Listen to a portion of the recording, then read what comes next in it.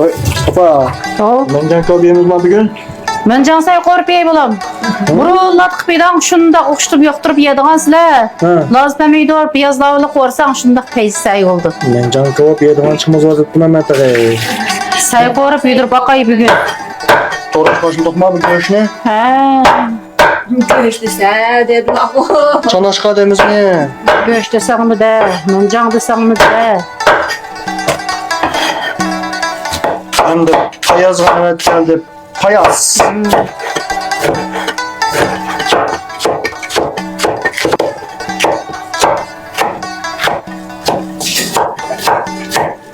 Yüzüme apamış lan olamdı.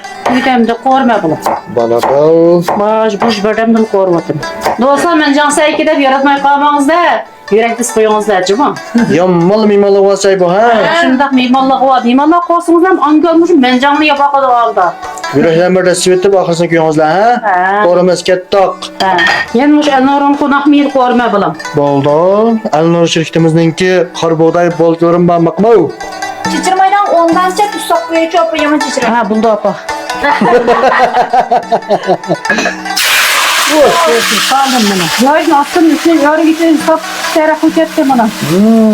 Yani bunun kadar kova formatımız var apa ha. Görün suyu kalmakça kurtup korvasak. Yisakma diyen uzak çayla bir yen geldi şundak tatlı. Kursunun içkette oturup bunun karab undaydı. Çokal korona olsa.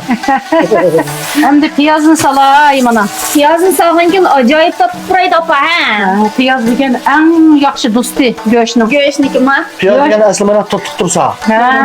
Göğüş doğru sarım piyaz doğru koysak kurkum öyle tatlı kaldı. Hem tuz savaldım. Hem de ornum savattım ana hem de. Hem de kızartmış ne ekilama bir koşuk salay. Ha bulda. Salatayım apa. Salana. Oy. Bir koşuk oldu bu. Ha oldu. Hem de ben canlı saldığa yere geldim ana.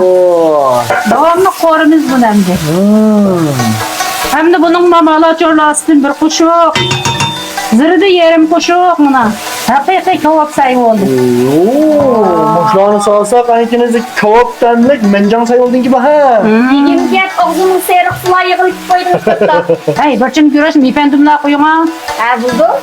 Çekimden biliyemiz dedik o. Asa çekimden beri ya biz mifelerine mi kıldı? Oy. Ne bileli iyisi buldu bunu. Ben yama imrafçı. Dostlar Muştama isim koyup kız açıyor. Mango bunun yugan taksılık mencan da isim koydum. Tatlı mencing de. Olarak su koyu atay hem de bize suyu vavasamdan buldu. Hem de ma kızıl laza köklazdan savattım. Lafı. Keyinde semsaktım savattım hem de. Okşap gitti bana mencan kebap korumu sayılır. Şuna Kimli mimallah kimli. Ne yıkıldı ne ya. Apa aşkın içine oldu biz de ketkenler. Jirge qıp yalay tushib ketdi mana.